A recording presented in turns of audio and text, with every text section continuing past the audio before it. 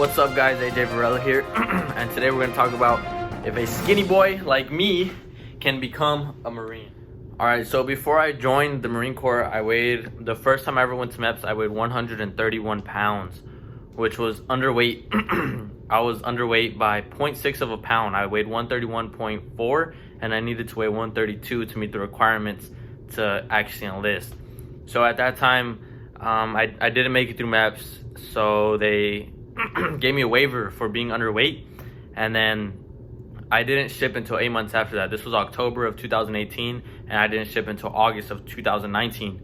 So then during that time, I gained 6 pounds. Keep in mind, like, it's hard for me to gain weight. Like, it is probably, like, it's so hard for me to gain weight. I just can't do it. I'm actually right now taking advantage of this coronavirus not by not getting a haircut. Like, I need a haircut, it's driving me crazy, but by eating. And then we don't have scheduled PTs, like we PT on our own, so I've been taking advantage of it by just eating like a freaking madman in the chow hall, and then coming back and not really PTing. I'm just trying to bulk up, gain some weight, so then once this whole coronavirus goes away or whatever, and we have scheduled PTs, I'm gonna be forced to PT and cut all that weight down.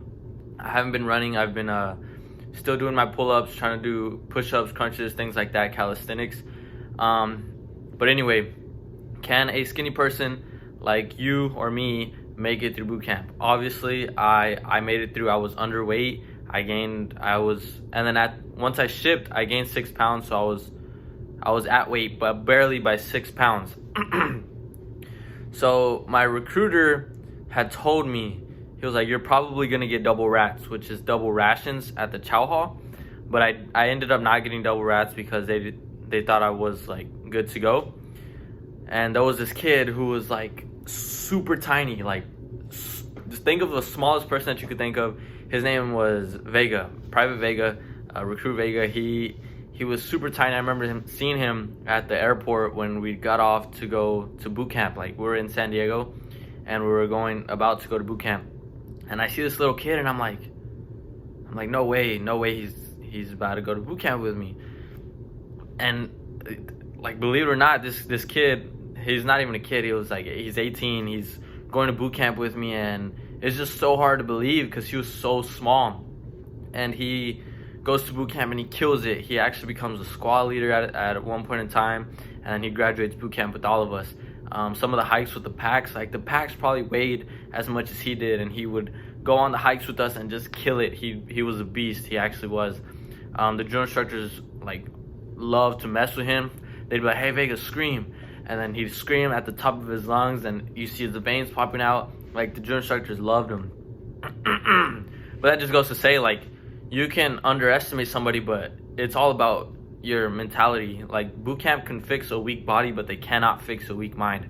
So excuse me, I got coronavirus. What was I saying? So yeah, don't ever underestimate somebody just by how they look, because this kid was small, and I even thought to myself, I was like, there's no way he's gonna make it, and then he made it, which is awesome for him.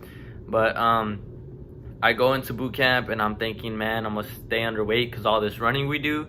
Like, I seen people lose like 40 pounds at boot camp, but then as time goes on, you start eating chow. You're eating chow 3 times a day. So you eat in the morning, in the afternoon, and in the evening.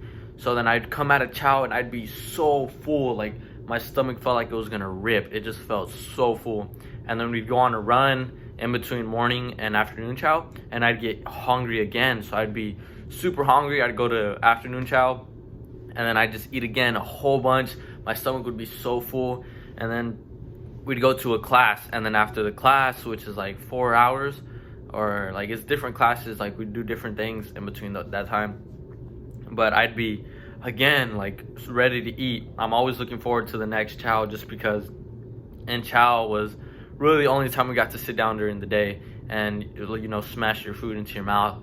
But yeah, so then you start eating every day and you start noticing that you're gaining weight while you're doing all this PT and stuff. And then after like the first 7-8 weeks of just, you know, eating a crap ton and PTing, going on runs, getting ready for your PFT, you go up to Camp Pendleton on the West Coast, and this is where you do your shooting, your hiking, and all that stuff. And here's where I lost all that weight that I gained. So my face was real thin. I looked real skinny because by the end of Camp Pendleton, you've already gone on 4 hikes. You've already done a lot of PTing, running, and stuff like that. So then after Camp Pendleton, I had already became a Marine. You just look super thinned out, and literally those 2 weeks, you're eating a crap ton. Like all that weight that I lost, I gained it again in 2 weeks, just because you're eating those 2 weeks and you're not really PTing those 2 weeks, because you're already a Marine and you're getting ready for graduation, you're practicing graduation and things like that. You're getting like your ID, you're getting just the logistics figured out. So yeah, I gained all that weight back. So I go into boot camp weighing 137, and I come out of boot camp weighing 151, which is the most weight I've ever gained in that much time, in only three months, 13 weeks. So yeah, that just goes to say that you can make it through boot camp being a skinny guy. It's all about mindset. Boot camp can fix a weak body, but they cannot fix a weak mind. So if you're discouraged, if you're worried about being too small for Marine Corps boot camp, you're not too small, you're not too big. Go out there and get it. Take action. Hey, thank you guys for watching my videos. Those of you who watch them, whether you're my friend or just somebody who came across my videos, I really appreciate it. Right now we hit 55 subscribers, which is really cool to think that people are subscribing to my channel to, you know, stay updated. And I just really appreciate it if you guys subscribed and liked it, just so we can get out to a wider audience and we can help more pulleys and people who want to go to the Marine Corps or to the military and are interested and things like that. I'm a small channel right now, and it'd be awesome to say like, hey man, I was a part of this small channel, and once I hit, you know, so many more subscribers. Again, thank you guys. I really appreciate it, and I really do appreciate the ones who already subscribed and have liked my channel. Thank you guys.